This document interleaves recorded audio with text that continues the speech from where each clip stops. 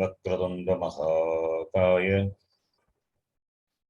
सूर्यकोटिसमप्रभा निर्विघ्नं कुरु मे देव सर्वकार्येषु सर्वदा। सरस्वती नमस्तुभ्यं वरदे कामरूपिणी विद्यारम्भं करिष्यामि सिद्धिर्भवतु मे सदा।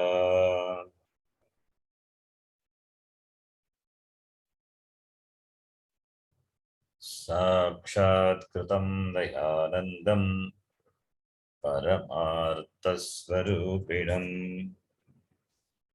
तत्त्वज्ञानप्रशास्तारं प्रणतोऽस्मि परं पदम्। वागर्ताविव सम्पृक्तौ वागर्तप्रतिपत्तये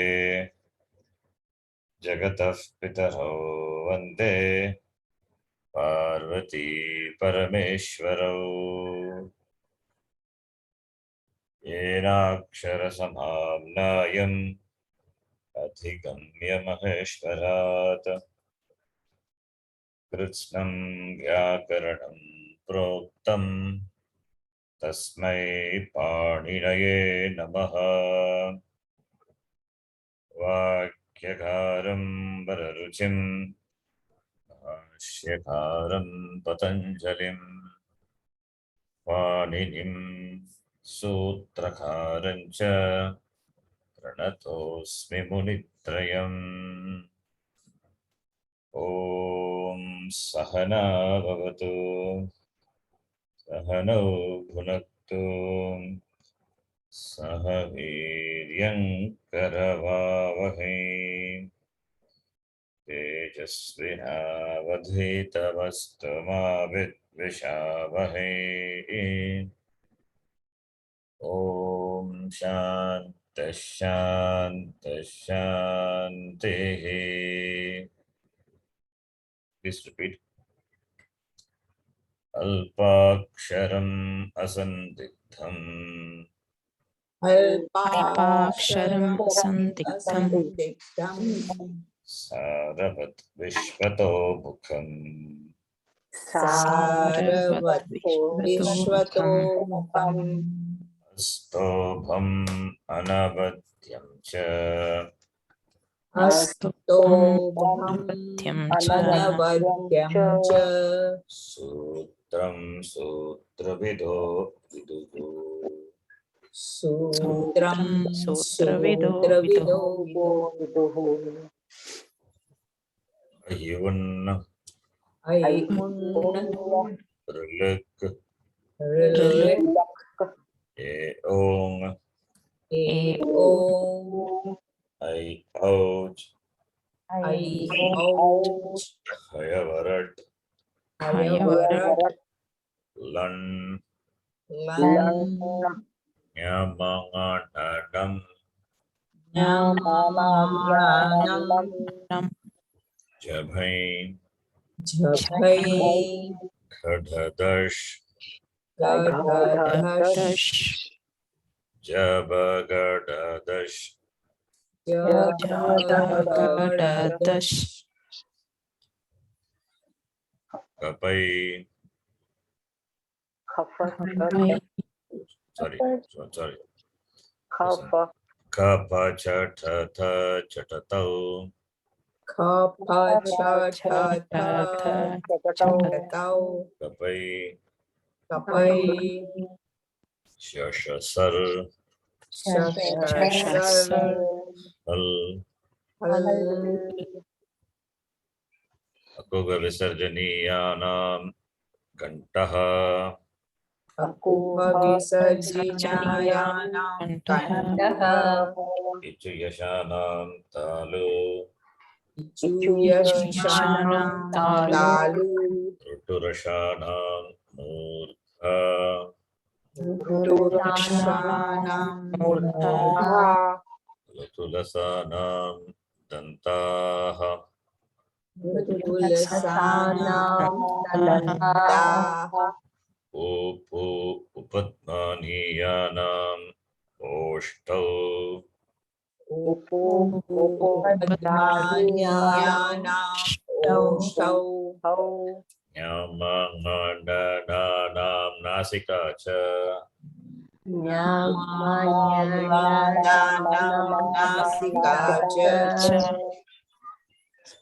एदैतो कण्ठतालु एतैतोः कण्ठतालु ओदौ कण्ठ ओष्ठम् ओदौतोः कण्ठोष्ठम् वकारस्य दन्त ओष्ठम् वकारस्य दन्तोष्ठम् जह्वामूलीयस्य जह्वामूल्यम् जिह्वामूलीयस्य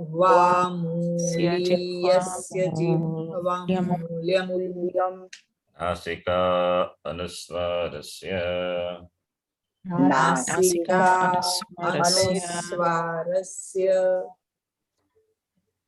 रामो राजमनिः सदा विजयते रामो राजमणिः सदा विजयते रामं रमेशं भजे रामं रमेशं भजे रामेणाभिहता निशाचरचमूः रामेणाभिहता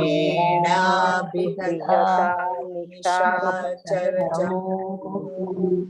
रामाय तस्मै नमः रामाय तस्मै नमः रामान्नास्ति परायणं परतरम् रामान्नास्ति परायणं परतरम् रामस्य दासोऽस्म्यहम् रामस्य दासोऽस्म्यहम् रामे चित्तलयः सदा भवतु मे रामे चित्तलयः सदा भवतु मे ओ राम मामुद्धर ओ राम मामुद्धर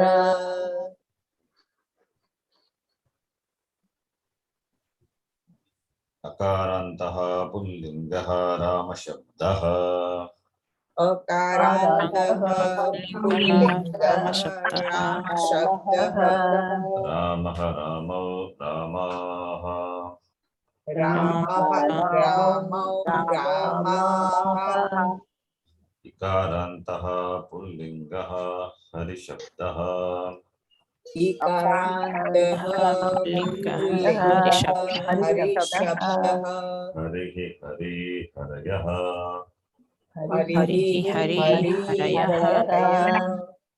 उकारान्तः पुल्लिङ्गः गुरुशब्दः उकारान्तः पुल्लिङ्गः गुरुशब्दः गुरुः गुरु गुरवः गुरुः गुरवः उकारान्तः पुल्लिङ्गः पितृशब्दः उकारान्तः पुल्लिङ्गः पितृशब्दः पिता पितरौ पितरः पिता पितरौ पितरः ऋकारान्तः पुल्लिङ्गः कर्तृशब्दः ऋकारान्तः पुल्लिङ्गः कर्तृशब्दः कर्ता कर्तारौ कर्तारः कर्ता कर्तारौ कर्तारः ऋकारान्तः पुल्लिङ्गः एतत् शब्दः दकारान्तः पुल्लिङ्गः एतत् एतत् शब्दः एषः एतौ एते एषः एतौ एते ऋकारान्तः पुल्लिङ्गः इदं शब्दः मकारान्तः पुल्लिङ्गः इदं शब्दः अयम् इमौ इमे अयम् इमौ इमे दकारान्तः पुल्लिङ्गः तद् शब्दः दकारान्तः पुल्लिङ्गः शब्दः शब्दः सह तौ ते सह तौ ते मकारान्तः पुल्लिङ्गः किं शब्दः मकारान्तः पुल्लिङ्गः शब्दः किं शब्दः कः तौ के कः कौ के आकारान्तः स्त्रीलिङ्गः किं रमाशब्दः आकारान्तः स्त्रीलिङ्गः रमाशब्दः रमा रमे रमाः रमा रमे रमाः ईकारान्तः स्त्रीलिङ्गः नदीशब्दः ईकारान्तः स्त्रीलिङ्गः नदी शब्दः नदी नद्यौ नद्यः नदी नद्यौ नद्यः इकारान्तः स्त्रीलिङ्गः मतिशब्दः कारान्तः स्त्रीलिङ्गः मति शब्दः मतिः मती मतयः मतिः मति मती मतयः मतयः उकारान्तः स्त्रीलिङ्गः धेनुशब्दः उकारान्तः स्त्रीलिङ्गः धेनुशब्दः धेनुः धेनु धेनवः धेनुः धेनु धेनवः ऊकारान्तः स्त्रीलिङ्गः वधू शब्दः ऊकारान्तः स्त्रीलिङ्गः वधू शब्दः वधूः वध्वौ वध्वः वधूः वध्वौ वध्वः ऋकारान्तः स्त्रीलिङ्गः मातृशब्दः ऋकारान्तः स्त्रीलिङ्गः मातृशब्दः माता मातरौ मातरः माता मातरौ मातरः दकारान्तः स्त्रीलिङ्गः एतद् शब्दः दकारान्तः स्त्रीलिङ्गः एतत् शब्दः एषा एते एताः एषा एते एताः मकारान्तः स्त्रीलिङ्गः इदं शब्दः मकारान्तः स्त्रीलिङ्गः इदं शब्दः इयम् इमे इमाः इयम् इमे इमाः दकारान्तः स्त्रीलिङ्गः तद् शब्दः दकारान्तः स्त्रीलिङ्गः तत् शब्दः सा ते ताः सा ते ताः मकारान्तः स्त्रीलिङ्गः किं शब्दः मकारान्तः स्त्रीलिङ्गः किं शब्दः काकेकाः काकेकाः कारान्तः नपुंसकलिङ्गः फलशब्दः मकारान्तः नपुंसकलिङ्गः फलं फलशब्दः फलं फले फलानि फलं फले फलानि दकारान्तः नपुंसकलिङ्गः एतद् शब्दः दकारान्तः नपुंसकलिङ्गः एतत् शब्दः एतत् एते एतानि एतत् एते एतानि मकारान्तः नपुंसकलिङ्गः इदं शब्दः मकारान्तः नपुंसकलिङ्गः इदं शब्दः इदम् इमे इमानि इदम् इमे इमानि दकारान्तः नपुंसकलिङ्गः तच्छब्दः दकारान्तः नपुंसकलिङ्गः नपुंसकलिङ्गः तत्शब्दः तत् तेतानि तत् तेतानि मकारान्तः नपुंसकलिङ्गः किं शब्दः मकारान्तः नपुंसकलिङ्गः नपुंसकलिङ्गः किं शब्दः किं एकानि किं केकानि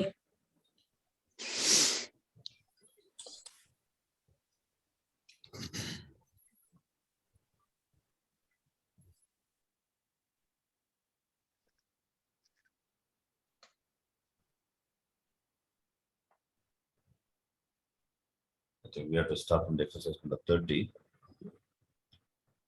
Yes. अधोलिखितान् शब्दान् एकैकशः उचितगृहे स्थापयन्तु.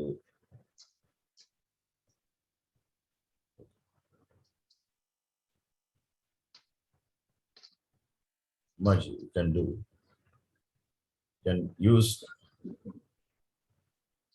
can use demonstrative pronouns, your choice. First line you can do.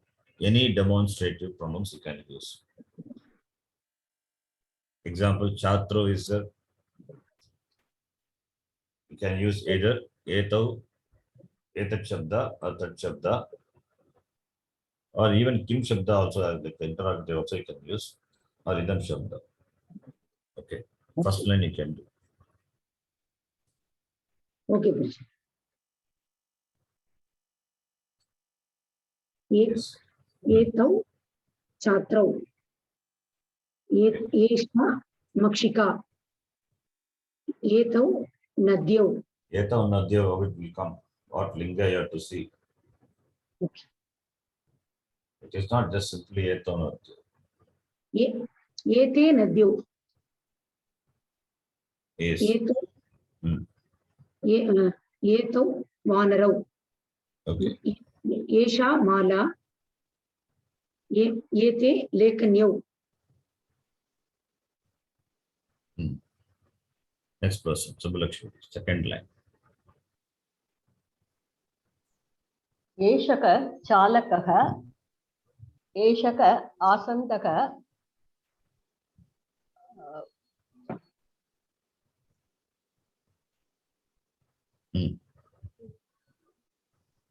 Next one.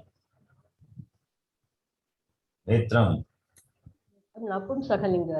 Yes. एतत् नेत्रं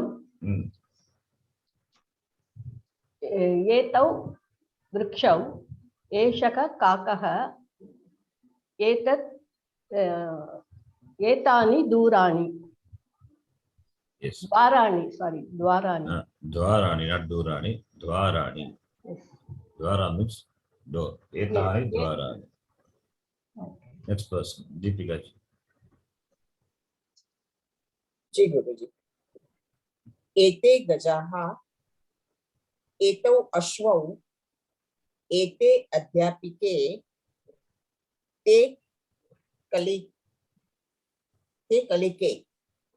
Okay. Take a look. Take, yes, take a look. Good. Okay. Yeah. एते सिंहासने एषा कर्तरी. Okay. Anupama ji. Next line. एषः कोलिकः Kokilaha. कोकिलक. Okay, sorry. कमले एते कमले एतानि पुष्पाणि शूटपः. सः शूर्पः तौ शूर्पाः बहुवचनं ओके शूर्पाः सो एताः शूर्पाः एताः शूर्पा इस् पुल्लिङ्ग सो एते शूर्पाः Hmm. ओके अध्यापकौ तौ अध्यापकौ Good. एषः आकाशः Yes. Next person. Parulji. Yes, sir. एषः बालकः एषः न एते Hmm. एते बालकः इमानि फलानि पत्रिका एते पत्रिका एते पत्रिका. What is एते एते- पत्रिका? How can No, be एते no. पत्रिका? Think. पत्रिका no, so that is पत्रिका हाँ it is आकारान्तः स्त्रीलिङ्गः स्त्रीलिङ्ग. पत्रिका शब्दः. How can शब्दः. it be So, एते पत्रिका? एषा पत्रिका एषा पत्रिका. एषा पत्रिका एते मालाः मालाः एते भल्लुकाः पत्राणि. भल्लूकः. एषः भल्लूकः. एषः भल्लुकः इमानि पत्राणि. Yes. Next person. Ballukah, Ballukah. I'm not able to see because I kept open the chat box. Ballukah is Bahuvachan. So, ete Ballukah. Eshah Ballukah. Ete Balluka. Bahuvachan. Ete it must be. Okay. I said first ete only. Ete bhallukaha. You say Ballukah, both look same. Ballukah, Ballukah. You have to say Dirga. Ballukah. Bhallukaha. Not Ballukah. Ballu is Dirga and Ka is that is also Dirga. Ballukah. Ete Ballukah. Okay, next person, Umaji. Yes, Guruji. एते पत्रिके एषा अजा Ete Patrike Eshaja. Okay. एते मयूराः एतत् एतानि पर्णानि एते उद्याने एताः कलिकाः Etaha. एताः Etaha. that is एताः कलिकाः. You said Etaha. It should be very clear. Etaha Kalikaha. एताः कलिकाः. Okay. Deepika. So, Subhakshmi. एताः चालन्यक एतत् छत्रम् एतत् रूप्यकम् एते विमाने एतत् पत्रं Patram. पात्रम्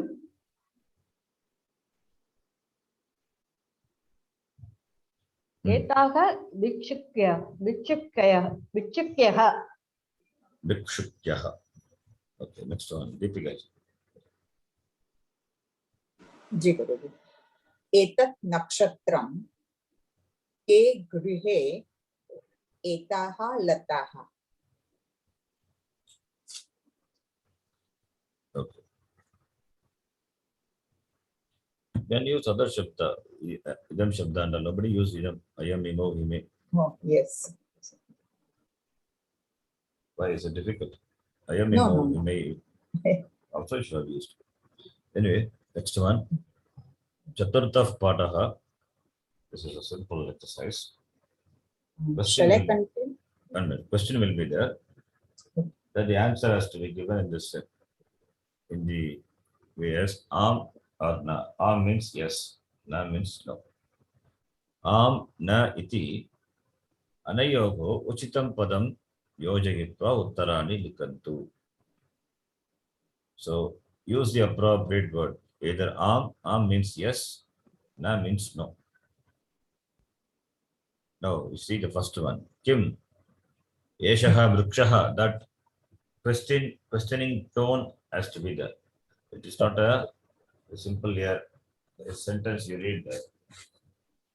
Kim No. Eshah Vrikshah. 1 minute, let me explain and then we can do. Yes. Kim Eshaha Vrikshaha. That questioning tone has to be there. Is this a tree? So Kim means, if you add Kim in the beginning, it becomes a question. Kim Eshaha Vrikshaha. What? Is this a tree? Means, is this a tree? Yes. Eshaha Vrikshaha. If it is no, na. Eshaha na Vrikshaha. You have to say like that. Okay. Yes. And read. Kim, yes. Kim Esha Manushyaha. Manushyah. Na. Sorry. Ah, Kim yes. Esha. Yes. Yes. Manushyaha. Yes. Na. Eshaha na Manushyaha. Eshaha kaha. Eshaha. Aha. Eshaha kaha. Eshaha Mushakaha. Yes. That also you can say. Yes. Kim Eshaha Gajaha. Na. Eshaha na Gajaha. Eshaha Bhallukaha. Very good. Yes. Kim Eshaha Gulmaha. Gulmaha means? Gulmaha is bunch of flowers. Oh. Na. Eshaha na Gulmaha. Eshaha Ekaha Gulmaha. Eshaha Vrikshaha. Eshaha Vrikshaha. Yes. Yes. Kim Esha Balika. Na. Esha na Balika. Eshaha Balika. Balaha. Kim Esha Balika. Na. Eshaha Balakaha. Yes. Yes. Kim Etat Pushpam. Na. Etat na Pushpam. Etat Phalam.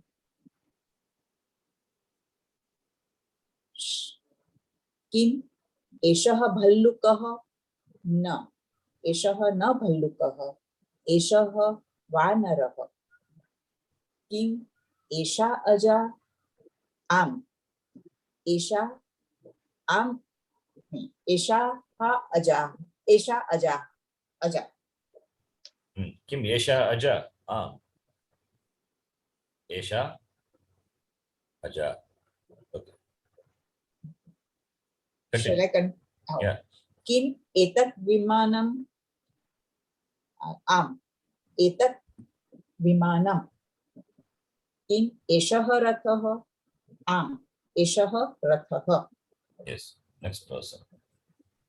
Anupama. Same. Abhyasa 31. Chitram Drishtva Am na iti Anayoho Uchitam Padam Yojayitva Ruktastanani Purayantu. So Chitram Drishtva, having seen the picture. Am na iti anayoho, between the two, am and na. Uchitam padam, suitable word. Padam means word. Yojayitva. Yojayitva is using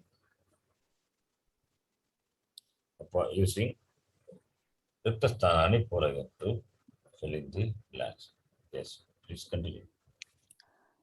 Kim etau gajau. Am etau gajau. Sorry. Kim etau gajau. Na etau na gajau. Etau ashwau. Kim te petike. Am te petike. Kim ete phale. Na ete na phale. Ete pushpe. Kim te pustake. Na te ankani. Te Ankani is te ankani. ankanyo. Okay. Kim ethe chhatre. Chhatre. Chhatre. Chhatra is umbrella. Chhatra is student. Kim ethe chhatre आम् एते छात्रे. Chatre. Think. Chatra is pullinga, chatra is strilinga. Are they strilinga? No, okay. Are they strilinga? No. So Then? So छात्रौ. yes. Therefore, kim ete chatre na. Etau chatrau, yes. See. Okay. Na etau chatrau. Yes. किम् एते छात्रे न एतौ छात्रौ. Yes. किं तानि पर्णानि. आम् तानि पर्णानि. One minute. किम् एतौ वृद्धौ न एतौ बालकौ. You a cow or balaka? Okay, balaka, fine. Good. The word Taruna also is there. Here, please read. You can use that also. Yeah. किं तौ करुणौ. Not Tarun. Karunau, Tarunau. तरुणौ. Actually, I cannot see the screen. Guruji. Is it split or something? Or What I think happened? I think my issue. Yes, now correct. Yeah, I'm sharing the screen. Yes. So some problem with my screen. I guess I'm using my mobile. So My now. No. Even we have the same thing. Now it is proper. Yes, yes. Oh, okay. I have problem. I'm using another laptop for the class because the main laptop has a problem. Maybe because of that. That's why I'm not able to see with all my windows open what is written also. Okay. Anyway, no problem. We'll manage this. किं तौ तरुणौ. तौ न तरुणौ. तौ वृद्धौ. Okay. किम् एते अजे. आम् एते अजे. किं तौ वैद्यौ. तौ न वैद्यौ. तौ अध्यापकौ. Good. Yes. It's good. You have picked up quickly. You're watching the classes. Yes, good. Still, I have to practice, I think, because sometimes I get confused with the It's okay. three. It's this much you picked up. It's a big thing, and it's good. Also, I have one doubt. Should I ask now or after the class? Yes, whatever. Yes. Yes. Please. So, if I see something in a distance, so you mentioned Use like if Tat Shabda. yes, that is correct. So that is like that is for Napumsakalinga, right? See, Shabda can be declined and in a particular gender. That is fine. But Tat Shabda, when you say Tat distance, that object can be a Pullinga, Strilinga, and Napumsaka. So depending on that, you have to decline. That is Tat Shabda. It means Tat Shabda declinable in all the genders. I understand your question from where this comes. Generally, Shabdas have Linga, right? Yeah, Like right. Rama Shabda, Hari Shabda, Guru Shabda, specific Linga is there, therefore you use it. What about Tat Shabda? Tat Shabda, Tat means that. That means referring to an object which is far away. That object could be Strilinga, Pullinga, and Napumsakalinga. Therefore, Tat Shabda also declinable in all the genders. Okay. So if you are referring to a object which is Pullinga, then Tat Shabda, Pullinga declension. Tat Shabda should be declined in Pullinga Sagataute. If the object is Strilinga, then Tat Shabda should be Strilinga Tat Shabda declined as Satetaha in Pratama Vibhakti. If it is the Pumsakalinga, the object what we refer to by the word Tat, the object is far away, then Tat Shabda should be the Pumsakalinga and declined as Tat Tethani. Like how do you decline Etat? Or how do you decline Idam? The same way Tat also. This is doubted, it's not there for Idam. This is not there for Etat Shabda. Same thing here also. Right? Okay. Thank you. See, when we chant the Shabda, the Pratama Vibhakti before the beginning of the class, we decline in all the genders the same Shabda. Etat Shabda is there. एषः एतौ एते एषा एते एताः एतत् एते एतानि. Similarly, idam shabda is ayam imau ime in pullinga, iyam ime imaha in strilinga, idam ime imani in napumsakalinga. Similarly, tat shabda also sagatau te pullinga, sa tetaha strilinga, tetani napumsakalinga. So declinable in all the genders. That is the answer for your question. Okay. Whereas Rama Shabda is, if you take Rama Shabda, it is Pullinga alone. Rama is Pullinga Shabda. Rama is Strilinga. Nadi is Strilinga. Guru is Pullinga. Pitra is Pullinga. Matra is Strilinga. Pala is Napumsakalinga. The Shabda is Pala, not Palam. Pala Akaranta Shabda. Pala is Napumsakalinga. Uttarani likantu, Abhyasa 32. Uttarani Napumsakalinga Shabda. Uttaram Uttare Uttarani, like Palam Pale Palani. It's a Shabda. Uttarani likantu. So likantu means write. It's a command. So please write the answers. Okay, Uttaram is Napumsakalinga. Uttara Napumsakalinga. Uttaram Uttare Uttarani like Pala Shabda. Okay. It's clear now? Yes, clear. Thank you. Next person, Abhyasa 32. Varunji. Yes, sir. Kim ete vanaraha? Vanaraha. Vanaraha. Ete am vanaraha. Ete Vanaraha. That is how we have to say. Yes, it is. These are monkeys. That's So okay. Am has to come from first. Okay. And Ete Vanaraha. Am ete vanaraha. Kim te mayuraha? Na te mayuraha. Te Na te. na te Then shuka. Not okay. This we can't see the picture. Parrots, I think so. These are parrots.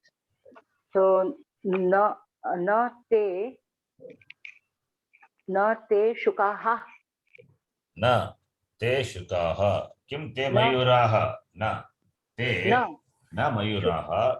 Te shukaha. Okay. Te shukaha. Shatika.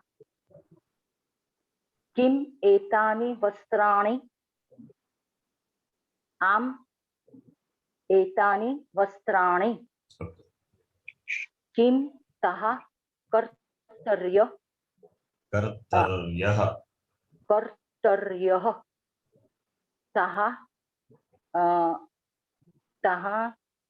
Not taha. That is. no, yeah. Taha. Taha. Am taha kartaryah.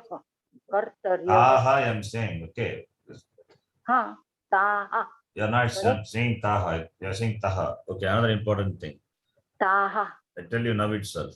Lalita Sahasranamam, when I teach you, it is only for those who can pronounce Sanskritam properly. Okay. You have to pronounce. You should be able to pronounce Sanskrita words, letters properly. Am taha. You're saying what I'm saying. Yes, sir. First, Pronunciation is important. Pronunciation is If important. pronunciation is not there, then Lalita Sahasranam, Vishnu Sahasranam cannot be learned. Okay, sir. Ucharanam has to be proper. Okay. Yes, sir. No compromise on the Ucharana. Yes, sir. Yes. So the fifth one, it's half. We cannot see, sir. Nartak. Kim Nartakya. Yeah. Kim etaha nartakaya. You see, etaha, you're saying it is etaha. Etaha, no, sir. Etaha. I know etaha, but you are not saying etaha, you are saying etaha. I saw, no, okay, sir. Kim etaha nartakayah. Am etaha nartakayah. Etaha nartakyah.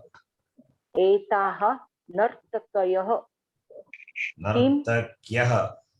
नर्तक Don't run. Okay, first learn and properly and then go. Don't run. First hear. okay sir. Okay sir. Whatever is there, that say it properly and then do it. What's the point in running? No You're sir. not listening at all. First, there's some. No First, you sir. have to pay attention to what it is. Then go to the next one. Listen. First, listen.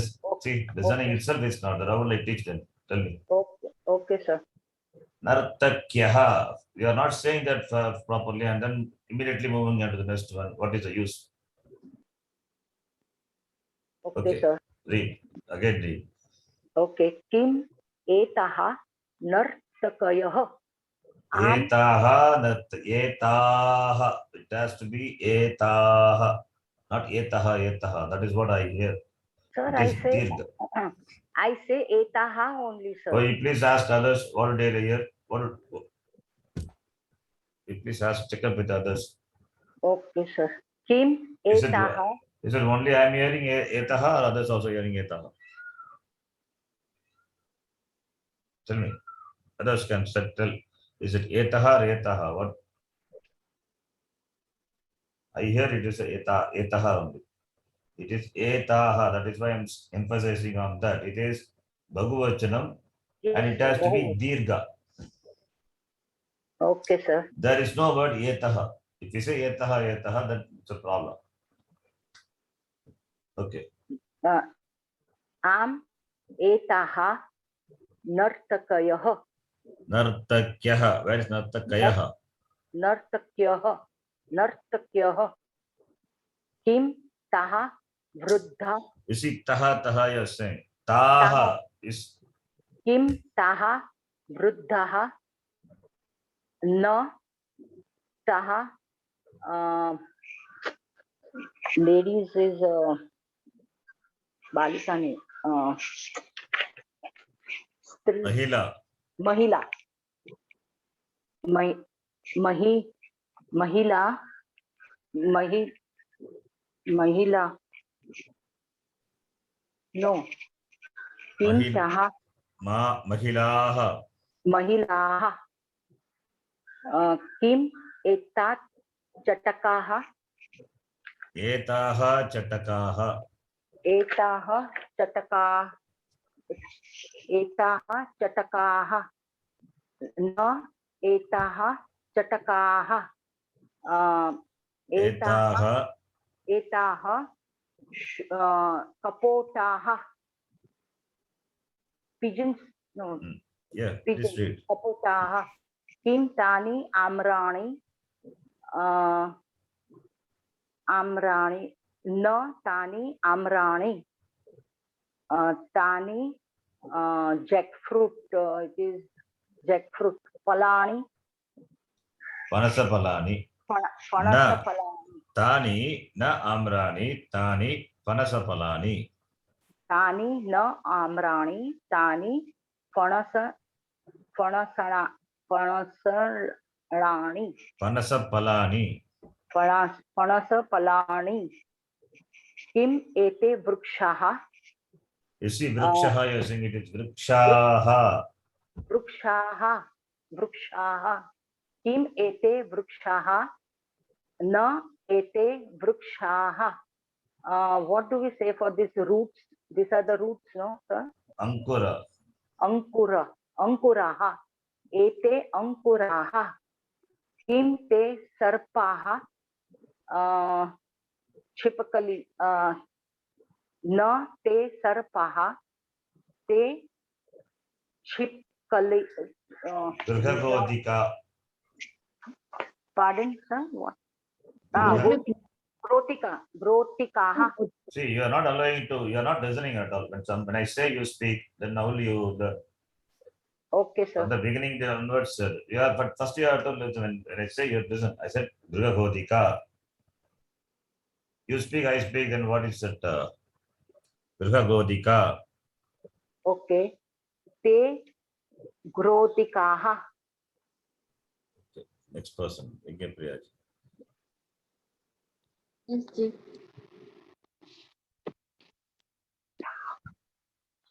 33. Yes. Udaharananusaram uttarani likantu. So it is simple, like what we did before, the same thing. Please read.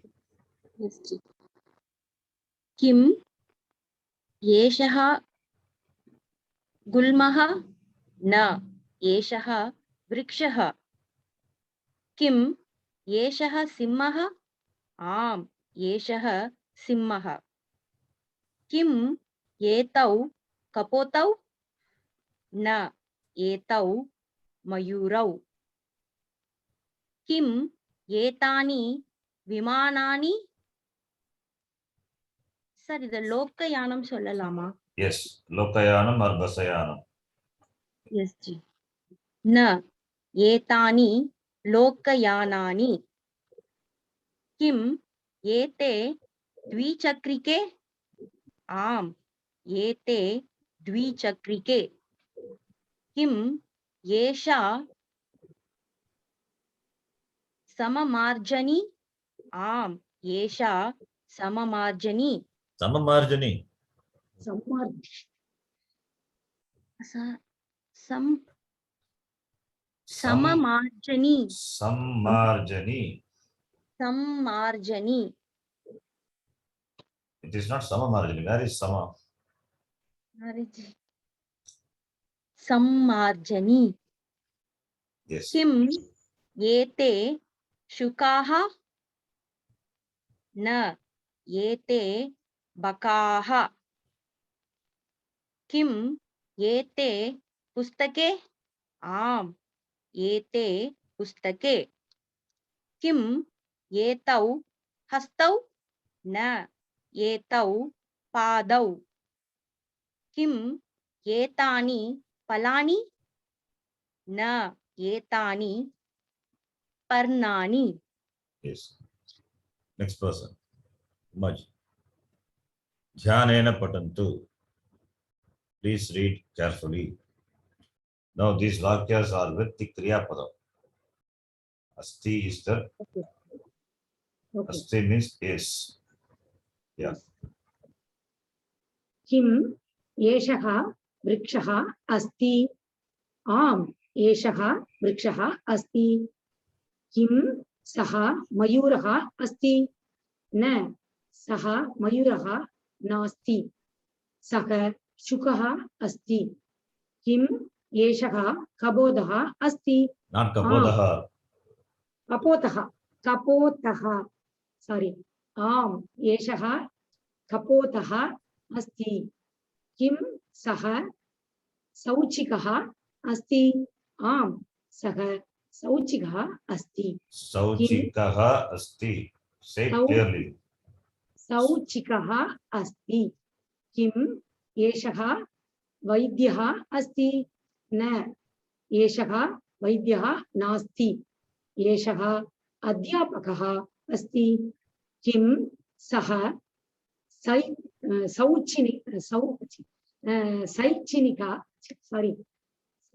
सैनिकः अस्ति sorry आम सः सैनिकः अस्ति किम एषः रुण्णः अस्ति Read again. रुण्णः अस्ति Again.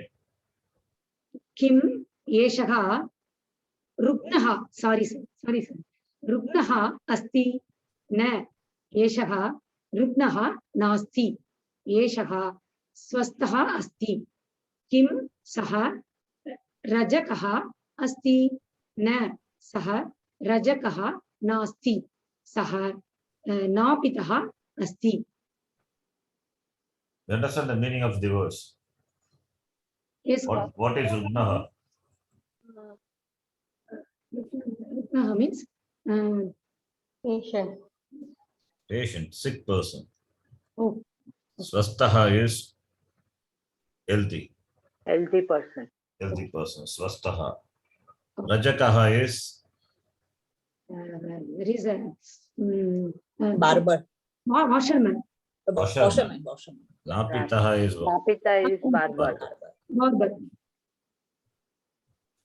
thank you okay. Next person. Subbalakshmi. 34. प्रश्नानाम् उत्तराणि लिखन्तु. किम् एषा कलिका अस्ति? न, एषा कलिका नास्ति. एषा लता अस्ति. किं सा दर्वी अस्ति? न, सा दर्वी नास्ति. सा शालिनी अस्ति. किम् एषा लेखनी अस्ति? न, एषा लेखनी नास्ति. एषा अङ्कनी अस्ति. किं सा गृहगोतिका अस्ति? आम्, सा गृहगोतिका अस्ति. किम् एषा मयूरी अस्ति? आम्, एषा मयूरी अस्ति. किं सा स्थालिका अस्ति? न, सा स्थालिका नास्ति. नास्ति. सा किं? सा वेलनी अस्ति. वेलनी or चालनी? वेलनी. चालनी सीव्. Sieve. Okay. Yes. correct. किम् एषा कोशाला अस्ति? न, एषा कोशाला नास्ति. एषा किम्? एषा अश्वशाला. अश्वशाला अस्ति. Yes. किं सा पेटिका अस्ति? आम्, सा पेटिका अस्ति. Yes. Deepika ji, 35. प्रश्नान् लिखन्तु. किम् एतत् फलम् अस्ति? न, एतत् फलं नास्ति. एतत् पुष्पम् अस्ति. किम् तत् वातायनम् अस्ति? न, तत् वातायनं न अस्ति. तत् वातायनं न अस्ति. नास्ति. तत् किं?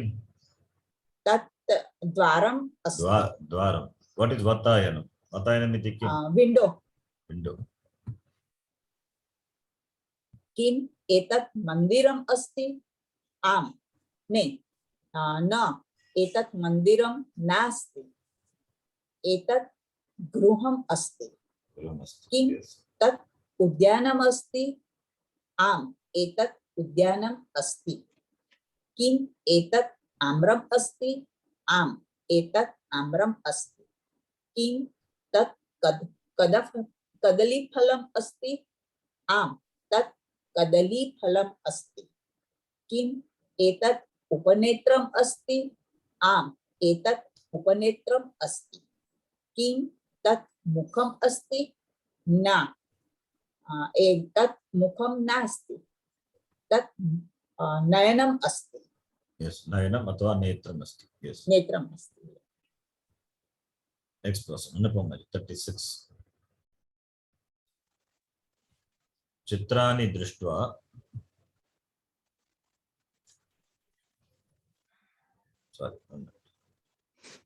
चित्राणि दृष्ट्वा ध्यानेन पठन्तु. It's for developing your vocabulary. So you have to try. Okay, I open this to all. Anybody can do it. I mean, anybody can answer because vocabulary. So it's maybe, युतकं guruji. huh? Padashukam. Padamshukam. Not yutakam. Yutakam is what? T-shirt. T-shirt. Okay. Next one is Raksha. Padarakshe. Father. A pair of slippers. Raksha is what? Linga. Padarakshe, what linga? Strilinga. Srilinga. Ramarame. Padaraksha, Padarakshe. From the word you can make out what linga is that. Rakshe is that. Therefore it is Strilinga. Raksha, Rakshe. Padaraksha, Padarakshe. Next one. Amraphalam. Amraphalam. Amraphalam. Yes. Panasapalam. Panasapalam. Palasan. One. Lata. One is Lata. Lata. Yeah. Kamalam. Kamal, no, rose is not Kamalam. Rose is Patala. Patalam. Pushpam. Yes. Patalam. Patalam. Patalam. Rupyakam. Anakam. Anakam.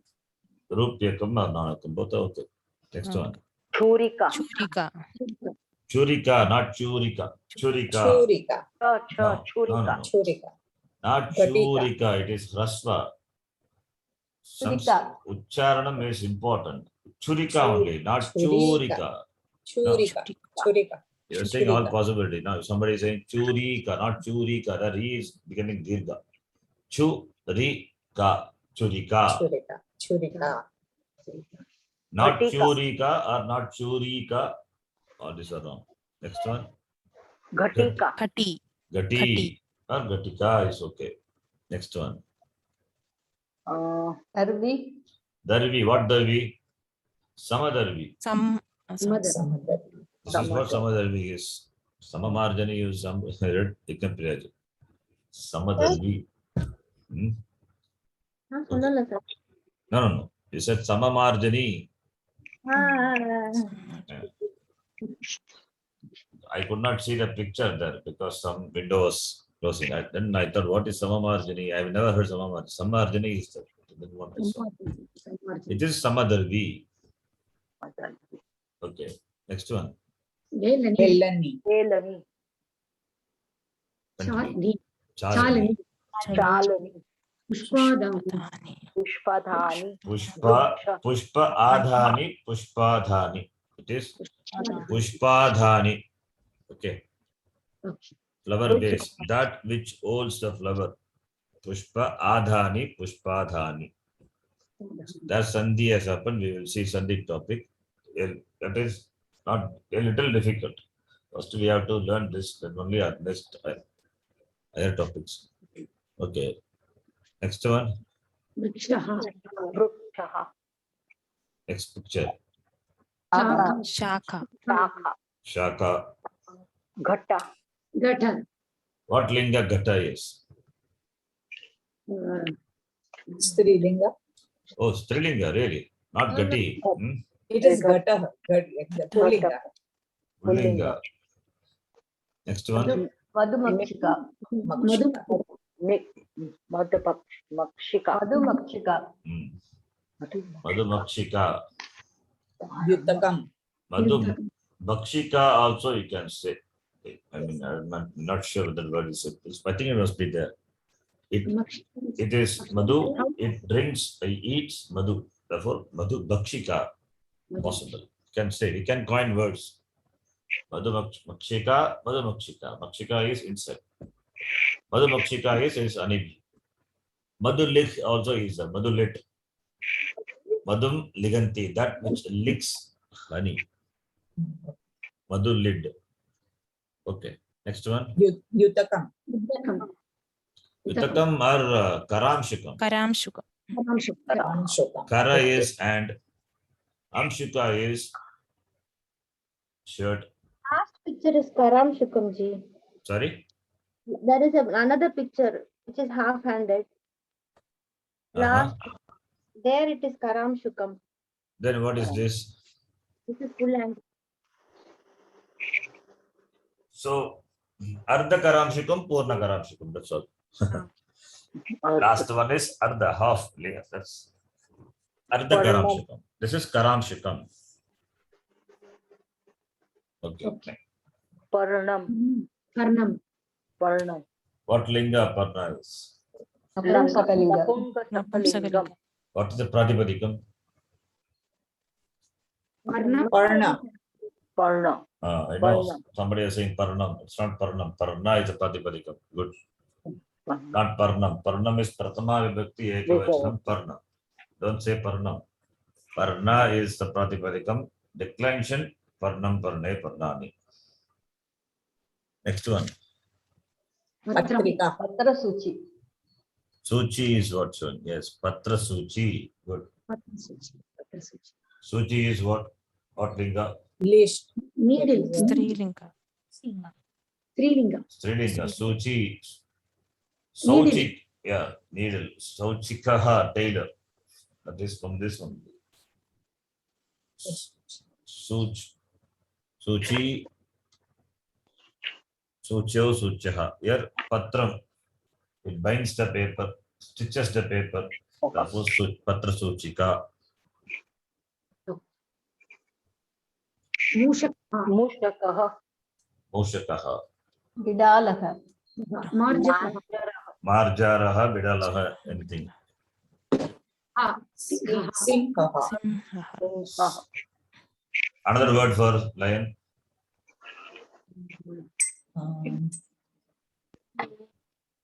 Mrigaraja. Very good. That's what I want. Yes, you're right. Mrigarajaha, Vanarajaha, you can say. Vanaraj. Mrigarajaha, Mriganam Raja. The Raja of the king of animals. Mrigaraja.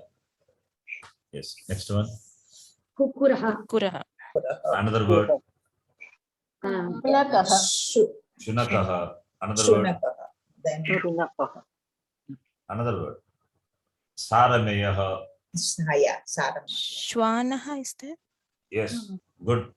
So Shwanaha is also is there. Shwana. Many words are there for dog. Yes. Shwanaha also. Shwanam. Shwanaha. Yes. Next one. Cowherd. Gopalaha. Gopalaha. Gopala. Gam. Gam palayati iti Gopalaha. The one who protects the cows. It's called Gopala. Gam palayati. Rakshayati. Sorry, Rakshati. Gam Rakshati. Gam palayati iti Gopalaha. Okay. Lashunam. Lashunam. Okay. Next one. Makshika. Makshika. It's just Makshika. Next one. Patravahakah. Patrava. Patravahata. Patram Mahati, the one who brings letter. Next one. Dadimam. Dadimam. Dadimam Palam. Dadimam or Dadimam Palam. Pomegranate. Next one. Yuddhakam. Ardhakaram. Ardhakaram. Yutakam is shirt, t-shirt. Okay. Karamshika is full hand. Ardhakaramshika is awesome. Ardhakaramshikam. Okay. So in fact, that is not vocabulary. For this exercise, he has given that. So here, Purva Prishte Kasya Chitram Asti, Kasya Chitram Nasti iti likantu. So you have to say Asti Nasti. It's a very simple exercise, you know, can easily do it. Parnam is there. Previous, the picture, Parnam is there. Yes, Yes. yes. Okay. Let Yes. it say Parnam Asti. Parnam Asti va? Parnam Asti. Pustakam? Asti. Asti. Putakam nasti. Pustakam Nasti. Book was, where is the book here? The book is, Okay. with reference to the previous picture, you have to say it is there or not. Pustakam Nasti. Palam? Asti. Asti. So when I ask Palam Asti va? Palam Asti. You have to answer. Yes, yes. Kridanakam Asti va? Kridakam nasti. Nasti. Na. Nasti. Kridanam Nasti. Nasti. Aja Asti va? Na. Aja nasti. Nasti. Aja Nasti. Ashvaha Asti va? Na. Ashwa asti. Asti. Asti. Nasti. ji. No. Nasti. Na. Ashvaha Nasti. Ashvaha nasti. Dadimam? Dadimam Asti. Dadimam Asti. Asti. Dvichakrika Asti va? Na. Na. Vichakrika Nasti. Nasti. Alukam? Na. Na. Alukam Alukam nasti. nasti. Nasti. Amram? Na. Amram asti. Amram Asti. Ankani? Na. Na. Ankani nasti. Asti. Ankani Nasti. Na. Ankani Nasti. Nasti. Vanasam? Panasam asti. Panasam Asti. Asti. Makshika? Makshika Asti. Asti. Lata? Lata Lata Asti. Asti. Pipilika? Na. Pipilika Nasti. Nasti. Pipilika iti yukte kim? What is Pipilika? And. And Shatika? Na. Shatika Na. nasti. Shatika nasti. Nasti. Vyajanam? Na. Na. Vajanam nasti. Vajanam Nasti. Nasti. Vyajanam? Na- Fan. Nasti. Vyajanam is Nasti. fan. Fan. Punaf Purani? Na. Puna pune nasti. Nasti. Punaf Purani? Refill. Refill. Purani Refill. is Purani is a name also. Fill. Purani, fill. Punah Purani means refill, again fill. Patra Suchi. आम् आम्, पत्रसूची अस्ति सूची अस्ति Padaraksha asti va. आम् आम् पादरक्षा अस्ति Padaraksha asti. Padarakshe staha. That we will learn. We have not learned because a pair is the Padaraksha asti. Padaraksha is one slipper. A pair Padarakshe Dvivachanam. yes. Many other Padarakshaha santi. Asti staha santi. That is another practice we have to learn. First Shabda, then Kriya Padam. Padaraksha asti, Padarakshe staha, Padarakshaha santi. Like Palam asti, Pale staha, Palani santi. Chatraha asti, Chatrau staha, Chatraha santi. If it is Strilinga, Rama asti, Rame staha, Ramaha santi. Doesn't change with the linga. Kriya Padam doesn't change with the linga like in English. Rama eats. Rama eats. Rama also eats only. Eat will not change. Therefore, Bhagavachanam, I mean, Vachananusaram Parivartanam Bhavati. That's all. Na lingano saram. So, whatever may be the linga, the Kriya Padam, that remains the same. When keeping with the Vachanam, it changes. So, Asti Staha Santi, that is going to introduce, but I'm just saying, Padaraksha is one, Padarakshe Staha. Padaraksha, you can say Asti, no problem here. Next one, Velani, Velani अस्ति Chalani, न अस्ति Chalani Nasti. Colony अस्ति गुरुजी अस्ति अस्ति Say, okay, no problem, fine. Mushakaha, अस्ति आम् Mushaka asti. अस्ति Mushakaha Asti. Samadarvi, आम् आम् Samadavi अस्ति asti. अस्ति Vrukshaha Asti va.